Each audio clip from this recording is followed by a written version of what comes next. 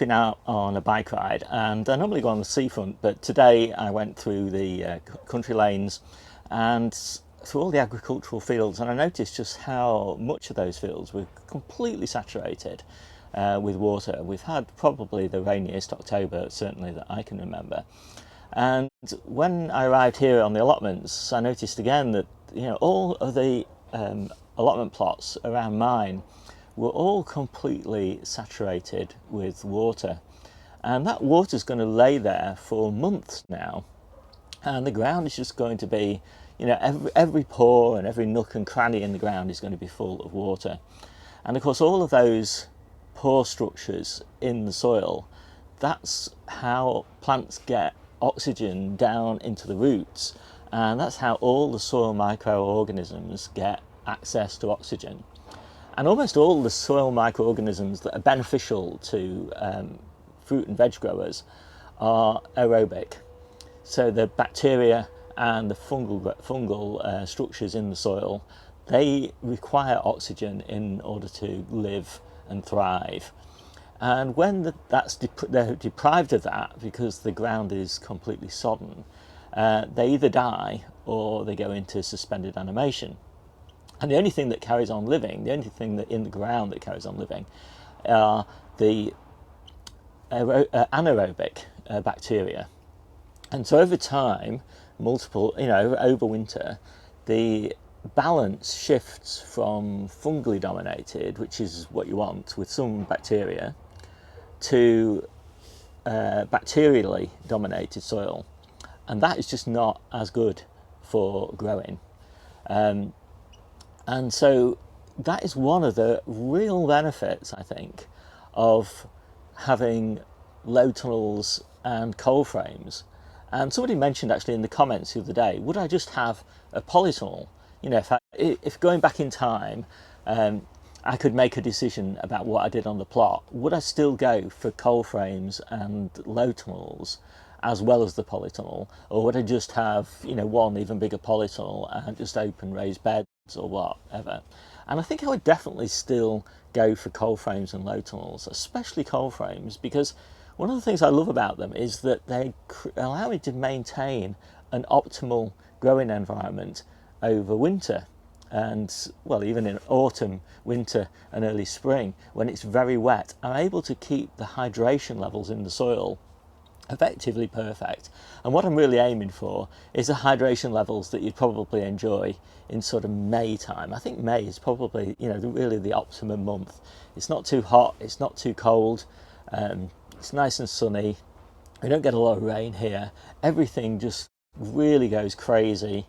And then of course it's maybe a bit too dry in summer and it's a bit too wet in winter, so it just allows me to create that May-like environment all the way through the year in terms of soil hydration levels. And it allows me to increase the temperature, daytime temperatures in particular, not so much nighttime temperatures, but the daytime temperatures. It allows it to increase those by at least 10 degrees centigrade, which at least doubles the growth rate that the veggies in there enjoy. And of course it allows me to keep living roots in the soil, actively growing, actively pumping nutrients into the soil all the way through winter, which I really like as well. And then of course, come sort of April time, I can take the lids off the coal frames, just stack them down here at the back of my polytunnel, and those beds can enjoy all of the wonders of spring effectively, just a little bit of rain, lots of sun, wind, all the normal things. But there's a few other advantages as well which I really like, and aside from optimal hydration, really nice increase in daytime temperatures, but also extremely good shelter from the wind. And I find that especially in winter, strong winds are really damaging to veggies that are not really vigorously growing. That in summer, a bit of wind doesn't really hurt things because the plants have got so much energy that they can throw off that challenge. But in winter, when they're more sort of like clinging onto life really, that constant bombardment from the wind really makes a difference.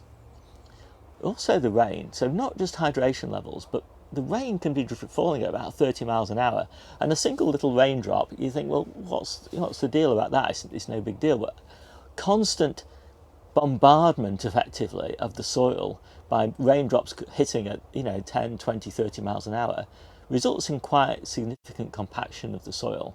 So that's another really nice advantage. And obviously those plants being bombarded by those 30-mile-an-hour raindrops also, that is quite a trauma for the plants in winter. And so again, that little bit of protection does them the world of good. There's also another big advantage in terms of preventing soil erosion. Now, having living plants in the soil helps, obviously, because the roots bind the soil together and you get less of the soil blowing away. But also having them in a cold frame, sheltered from the wind, that I noticed that dramatically reduces the loss of the top layer of the soil, which in my case is generally compost, which otherwise would just get blown away by the wind. And I noticed that on my paths, because often, the wood chip on the paths gets blown away, but the compost in the cold frames stays put. And that compost is pretty valuable stuff. I've either had to put a lot of blood, sweat and tears into making it myself, or I've had to buy it. So it's really nice to have that maintained and not have to keep replenishing it because of the wind. But, another really important benefit is that the leaves of the plants tend to be dry. So whilst the soil is nice and moist, there's nothing splashing water up onto the underside of the leaves, there's no rainfall onto the top of the leaves. When I do water, which in winter tends to be once every 3 weeks, something like that, I'll do it on a sunny day when there's a bit of wind, so that all the leaves are nicely dried off by night time. And I'll also, with the cold frames, leave them vented for a lot of the time so that they're getting maximum access to the sun, they're getting a nice breeze through there, so nice fresh air all the time. But also the leaves are very clean because the rain hitting the soil splashes soil onto the underside of the leaves, and that means lots of cleanup of those leaves is required prior to packing and eating. But when you don't have rain onto those leaves, it keeps them, they're lovely and clean, and they hardly need any cleanup at all in winter, or well, any time of the year really. So yeah, I mean, that's kind of my top few things that just sort of popped into my head as I was cycling around this morning. Cold frames are fantastic.